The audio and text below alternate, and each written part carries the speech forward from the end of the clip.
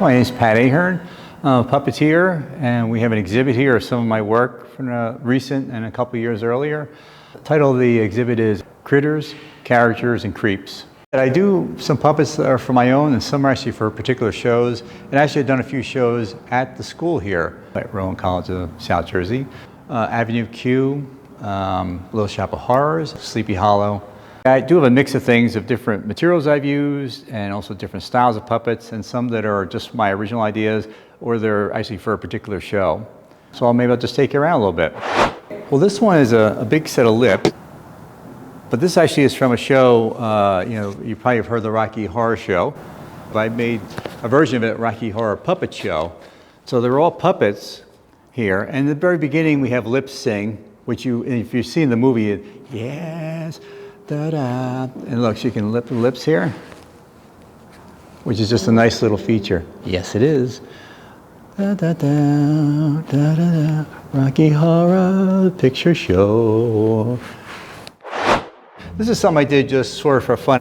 So this is a foam latex, which you probably have seen in movies and stuff, where they have the creatures that mush and can actually do expressions and things. And then, so it's just kind of an experiment to see what I could do.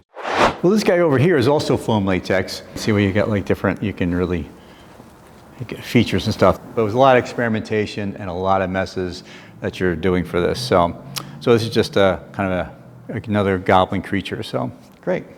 So this is just a collection of different sea creatures. Over the years, I've done different shows like Little Mermaid, Finding Nemo. I can't think of, but there's a bunch of underwater type scenes for different plays or maybe quick video. So these guys actually were made for Little Mermaid. So they're just big clams here. Regular simple hand puppet, yes. And they would sing in the background, that's right, in there. So they were just hanging out in the beds. And then these guys are from Little Nemo, Finding Nemo. And they kind of, you wear it like a bracelet.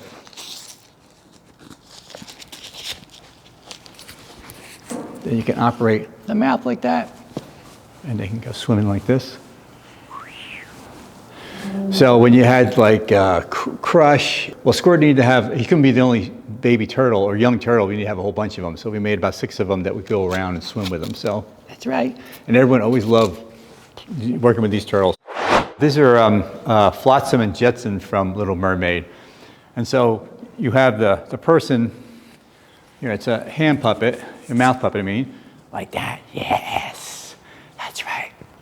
So the person would have it on one hand, and then the actual eel would be, I'm not tall enough, you'd have it in here, and this one would be wrapped around you like this, and you'd actually operate the tail and the head like this, and you can actually make it swim and go back and forth. So this guy's a Minotaur. He's from the show Percy Jackson, A Lightning Thief. You see it's a backpack that you'd wear. Here's the mannequin here. So you put it on, so it'd actually be taller than this. Even a bigger person would be even taller. So you have this huge monster coming at Percy Jackson. And you're holding that, and you have the rods here. We can run over at the person kind of also on all fours, and then kind of like, whoa, like this big creature that he has to fight. The eyes do light up too. And it looks really like bulky, but it's actually very light, so it's really worked. That's one of the things when you work with puppets I try to do. You don't want to have the performer think about, this is this, like the weight and all that kind of stuff. You want them to actually just get the most out of the performance. So it's not so much making a good looking puppet, it's also making it being articulated and manipulated very well. And so part of it is weight and balance and stuff. So you have to work on that. So that's why he is super light. I mean, all these things I've had kids wear them, and I've had like older adults wear them too, like me. And we're fine with that. All right, some things I do, like I said, I do because I just make, and sometimes I get commissions for. This one was for a show. It was the beginning of the COVID-19 pandemic, and they wanted to educate kids, and so they're not so scared, kind of help them in this world and stuff. So this is my COVID-19 puppet here. And so this guy, you would just put on, hey, how's it going there? And so I had these as his gang, so it's COVID-19 and his gang here. This would be held up behind him, That's right. It's 2024, don't worry, I'll be back. So these are shadow puppets. This is Greenbeard the pirate. Who's the meanest gust of the 7 seas? Greenbeard the pirate. Greenbeard the pirate, that's me. Ha! All right, so you just saw a little bit of Greenbeard here, and these are like, it's a different, Shadow Puppet has been around for probably 3,000 years. This is a Turkish style, so it's a few hundred years old, this type of particular style, but they're basically kind of laminated. I did it with oak tag, and I have laminated here, so it lists, and I put a little Velcro here so these actually can stay, so when I put Greenbeard down, he'll stay, then I can go to his crew, which is batten down and hatches. So sometimes even, and they move as a big unit, so I just have them, they were always together. It was kind of a little gag there. But then as they're talking, each of their arms can move so we know which one's talking to them. That's right, I know. Hey, you know, Schwabbies. So, and you say you can put a little scenery here.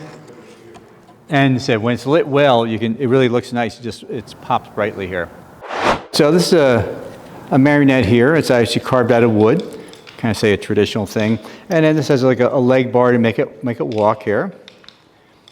He's kind of a little jangly here, but he's actually a trick marionette so that when you go and he falls apart. But then I can make him go right back together. Pull the heads out. Whoa. Well, you saw in that comic book, that's from like the 40s, Otto the Outcast Oyster. And Jackie here, she really loves, you know, her oyster days and stuff. So we talked and she wanted to make a puppet show with that as a basis, that story. So we ended up making oysters that look like that in there. And it's nice. It's the thing about bullying and even racism and stuff, trying to like talk about it.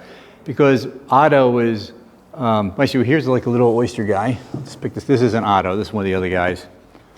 Just stands here like this. Whoop. Like this. Very top heavy, but that's what they look like in the book here. So, Otto is the one with the blue up there. So he's a blue skin, so he's different color than the rest of them. But the biggest thing, he has an R for a birthmark. And there's a grandfather, there's a girl here, and we ended up adding another character. We made a little narrator here. So this person wears it like a little bonnet, and it gets it strapped around their neck. And then you have your hands here for the claws. So you have a character that's like this big, went over the side and just like standing here like this, operating. So that was kind of a fun thing to make, you know. I said it wasn't in the original story, but it was nice having a narrator and making it kind of a nice look. So yeah, so that was a fun project too. All right, so anyone who knows anything about Dungeons and Dragons would probably say, hey, that looks like a beholder to me, which it is a beholder. You know, eye is in beauty. Well, beauty's in the eye of the beholder here. So this is a big kind of body puppet you'd wear, and you can move the mouth here by just raising and lowering your hands here, and it sits on a backpack on top of you and you walk around with it. This is for a play, She Kills Monsters, and it's kind of cool. You wear it and you can look right through the eyeball there, so you can see perfectly well. And again, super light, super light. All right, so this is one of the characters I had in The Legend of Sleepy Hollow. I did this as a puppet show. So all the characters are puppets. They're about 2.5 to 3 feet tall, and they operate on a tabletop, and they do different things, the horses and stuff. And I had one sequence I wrote in there. So I actually wrote the adaptation of it. So Ichabod's having like a nightmare, and so in his nightmare, there's a whole bunch of these jack-o'-lanterns, pumpkins that come up, and they kind of scare him. And there's a cat that talks to him, that's always hanging around. And so, anyway, so this is one of the guys here from The Nightmare. And plus, he ends up, this is also one of the things from, you can see this is actually a jack-o'-lantern. So this is a version of the Headless Horseman head. And I just broke this one up and added cheesecloth in here and did all this stuff to make it look like it was a smashed pumpkin. But anyway, so this is all stuff for, you know, Sleepy Hollow for that. So one guy here. All right, so this is like a rat band. There are like 4 rats, and they play. Of course, they live, you know, they're rats, so they have rat's nest and the dump and stuff. So all their instruments are made out of different, you know, things you'd find in the dump. Like this guy has a Jello box and a ruler for his guitar. The bass player's PVC pipe. There's a horn made out of like an instrument. A funnel and things. The singer up there too. So these guys are all kind of nice. They're kind of like rod puppets, so that it's hard to tell, but these controls here can move the head around. I don't know if you can see my hand there, but you can move the head this way then too, and then a cable to pull the mouth open too. They're hard to operate now because they're all like in exhibits, so they're in place like that. And then you have a rod then, so you have a lot of control over these puppets then too. And they're operated above like this then, so as you're doing that. And so they'd be cut off. They wouldn't be floating in the air like this. These are 3 guys from, as a yet unshot pilot, but they're hobgoblins for Hob Hollow. And they're just different characters. They sort of live underground, and they kind of understand what humans are like through cable that they hijack and stuff. So there's some chance for humor, but also a little drama in there too. And this is where I live in my world, this kind of stuff, like doing like detailing, kind of like really what I still consider beautiful, but not everyone thinks so. But yeah, but there we go. All right, so these guys are from, you might recognize, from a little shop of horrors. So it's a plant that grows, it's like a really small plant. It grows by eating a little bit of blood, drinking blood, and then ends up, eventually eating body parts and full humans then. But anyway, this is when you do the show, when you're doing it as a play, you have to make different sizes. So this is size 1 and 3. There's 4 sizes here. So this is number 1 here. And when you pick it up, it's like, oh, Seymour comes in and says, oh, I don't know what's happening. It's kind of, it's not doing so well. And so it wilts. So he has a little mechanism and he pulls it down like this. But he sets it on the table then, so no one else is around except underneath the table there's a puppeteer. And then when it goes to eat the blood, it's like, because Seymour is kind of like, is it really? Does it want the blood? No, it does that. And then at the very end, when he goes and grows,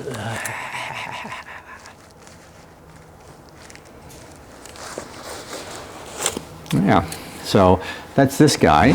And as I said, then there's a second version. It's kind of like a fake arm, puppet, like parrot you see like that. So it's with the plant. This is number 3, and you're actually sitting in a chair here, and you're actually in it like this. You're kind of, so instead of doing like your puppet, like think like the Muppet like that, you're like this, like open and closing like that. So it's still a simple hinge, but then Seymour can feed him body parts, throws it in there, and the nice thing is there's an opening here, so you can stick your hand out as a tongue, and then grab the thing and then eat it, and just go all the way down then. So yeah. So it's kind of cool right there. So it's just set up to be like that, but it is kind of like a big sandwich thing like that. So yeah, there we go. Audrey too.